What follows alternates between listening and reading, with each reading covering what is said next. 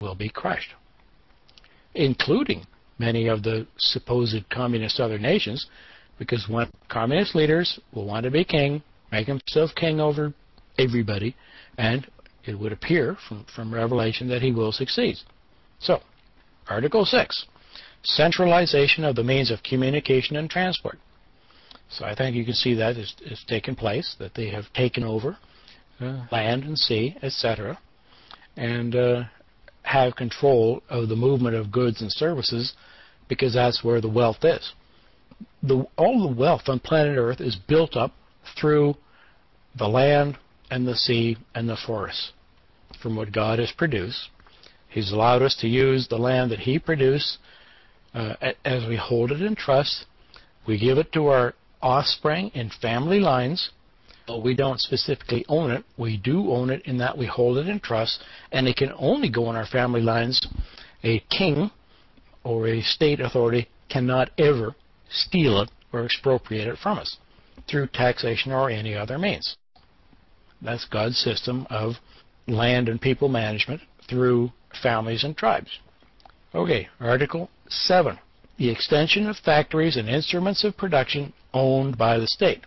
So now you've got General Motors bankrupted by a banking system that would not provide them with the loans that they needed to survive and continue, all of which they could have easily fixed, not easily, but readily fixed. They're bankrupt. Now they're owned by the state. So one of the most powerful businesses and corporations in the world, General Motors, you can now freely call government motors. Canada has taken a bite out of it. Germany and Switzerland or Sweden and other places have taken a bite out of it. General Motors is destroyed. And we'll see that anywhere the state ever took over any business, they destroyed it. Everywhere, at any time. So, this fits perfectly with the Communist agenda and manifesto. Article 8, the equal obligation of all to work. Oh, well, whether you like it or not, you're going to work. You're going to pay your dues, you're going to pay your taxes, and you're going to work, or you're going into a camp. And Canada and Great Britain built the first concentration camps. Britain, England specifically, built them in South Africa. Canada, in 1913 or 14, built them in Western Canada and put in 8,000 or 9,000 Ukrainians who were a little bit aligned with or supposedly linked with the Austro-Hungarian and German empires in the beginning of the First World War. Well, all this is in our nature to do, and it will be done again as a mechanism of removing people from resisting what's coming, and of the destruction of Israel, basically. You will work or you will suffer. Article 9, the combination of agriculture with manufacturing and gradual abolition of all the distinction between the town and the country. So when this was written, 80 to 85% of planet Earth lived on a farm. In the West, in the British Commonwealth, you lived on a family farm where the family owned and controlled the property. Your children then received the inheritance from that property. You spread it out a bit through if you had a large number of children, etc. And basically it was patriarchal, and which is why I think there was almost no divorces 150 years ago, because the husband or father owned the children.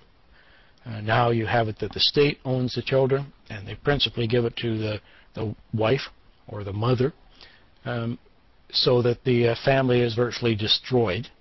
And I think there's this 65 or 70% divorce rate in the West, from something like 3 or 4% 150 years ago, because of the patriarchal system it was under. So just keep that in mind. Whether anybody does or doesn't like it, it's still God's system. Article 9, combination of agriculture with manufacture. So outside of the abolition of the difference between town and country, today you have 80% of people living in cities who have 3 to 5 days of food and less than a day of water. So they're very easily controlled now, and you've got 80% of the population. The target will be people who live in the country, People who have food stores or gold and silver will be a target again, and it will be stolen from them. And how agriculture and manufacturing combine is interesting, because agriculture now has been put into, instead of the family farm producing more than you can eat and more than could be used, so there was always a surplus. America used to have 10 years of food stored. That was only 25 years ago. It's in the 70s. Canada, I think, it had even more. But it wasn't a matter of policy here, just because we were fewer people and had huge reserves and farms. America had 10 years of food to feed its people on storage. Today, I think it's about 6 months. It may be nowhere near that anymore. I haven't even bothered to check lately. But it's been gone. Now, here's Article 10. Free education for all children in public schools. So children are no longer instructed by their parents. They're no longer instructed by Scripture. They no longer learn the 10 Commandments. They get to learn these 10 articles of the Communist Manifesto. And they call it free. In the States, it used to be somewhere around $55 or $60 a day to educate people. In Canada, it was over $70 dollars a day. So there's nothing free about it. The revenue to educate all these children, falsely educate them, is generated by a tax on your property. So in Canada, about 30 or 35% of a property tax goes to fund the public school system, whether your children are in it or not. And if you don't pay it, they will take away your property that could have been in your family for 200 years. So you now have the benefits of communism. We are virtually a communist system and society. It was pointed out to me decades ago by these Hungarians. But yes, it's true. It's presently soft communism. But the point is that the rights and entitlement that God gave the British Commonwealth nations, and specifically America, are gone. They just haven't been removed yet. But the power and the goals and the legislation that put it in place are gone. And they just need to have their plug pulled and just pay attention the next 2 years of what Barack Obama does. And you'll find, I find it interesting. I don't like it, but it's, I listen to the news more now than I did a few years back, just out of interest of what's going on. Because you're actually, and many people I speak to just sort of look a bit dewy-eyed and blank, and they don't seem to realize that they're, people that have spent, decades in and around worldwide, and Church of God Seventh-day, etc., have been listening to this and actually know it, and seem unable to recognize what they're taking place. Really, there's very little we can do about it outside of rescinding our birth certificates and rescinding every relationship that we would have to the in Canada to the Crown, in America to your Constitution, etc. And then, of course, the question is what God does or doesn't allow the state to do to you. And there's not much that can be done about it.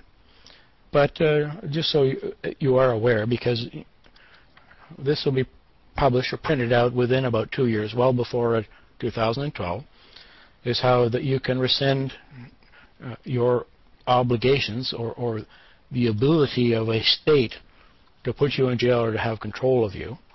And this type of thing, although it didn't help Jesus Christ anyway, he was tortured to death by the state that didn't like the fact that he was opposing their traditions, etc. But I think you'll find as you pay attention to some of this, there will be a lot going on in these next. I'm assuming it's within 3 years, so perhaps by 2012, but perhaps by 2019. So it may not happen as quickly as we might envision, but it's certainly coming, and it should be of interest to us. So as they carry on, before he gets on into the manifesto proper here, in the course of development, class distinctions disappear. All production has been concentrated in the hands of a vast association of the whole nation, and the public power will lose its political character. Oh, well, that sounds pretty good. So you have all the power is concentrated in the hand of what they're calling a vast association. But watch where it goes here.